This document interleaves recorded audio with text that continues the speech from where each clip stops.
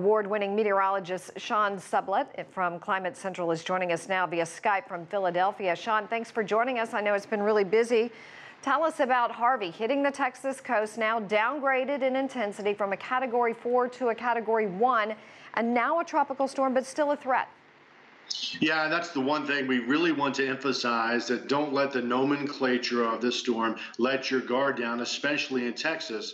This really comes in two phases. First is the landfall, and as you alluded to, it's one of the strongest ones we've had in a very long time. It's the first time a major hurricane, which by definition is a Category 3 or stronger, has hit the United States since Wilma in Florida back in 2005, and it's only the fourth time since 1970 that a hurricane this strong has hit the United States. So we've got the wind and the flooding right along the coast initially, but as we said at the outset of the broadcast, the freshwater or the river flooding, if you will, over the cities and the areas farther inland is really going to be the major concern going forward. Widespread areas of 1 to 2 feet of rain are expected in these next several days, as the storm is basically expected to slow down, if not just pause, over southeastern Texas for these next 3 to 4 days.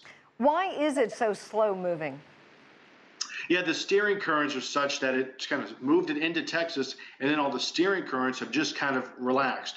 If you think about how a creek flows, you got a leaf goes through a stream or a creek, sometimes it'll be flowing along and then run into a little bit of an eddy or an area where there's just not a lot of flow down the river, and the leaf will just stop and spin in a few locations. That's kind of what we're seeing with Harvey. It's kind of moving along, but hitting the spot where the steering currents are very weak, and as a result, it's going to slow down and meander for 3 or 4 days. And there's not going to be just torrential rainfall straight for 3 or 4 days, but it's never really going to completely stop until sometime toward the middle of next week. It's a long time. Tell us about possible tornadoes and what usually happens after this.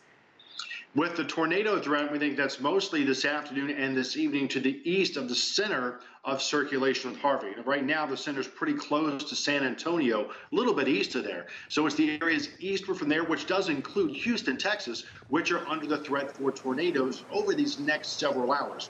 And this oftentimes does happen, oftentimes is the case with a landfalling hurricane, as you will have smaller tornadoes forming on the landfalling side. These do not look like they're going to be those catastrophic F5s that everybody talks about, but there are still tornadoes nonetheless and have to be respected, and the warnings need to be heeded. So, Sean, how far-reaching will the effects be? I think most of what we're going to see over these next few days is going to be focused on southeast Texas, Houston, down to Victoria, out to San Antonio, certainly down to Corpus Christi, but also farther eastward, we think it's going to meander just enough where parts of southwestern Louisiana, let's say towards Lake Charles, are going to be under a pretty high flood threat as well. We do not think this is going to be a big issue for New Orleans. They'll probably get some rain out of it, but we don't think this is an issue for New Orleans. But Lake Charles, Louisiana, and as you head back into the Texas Big Bend area, that's where we're most concerned. Well, Sean, we certainly appreciate you taking time out of your busy schedule.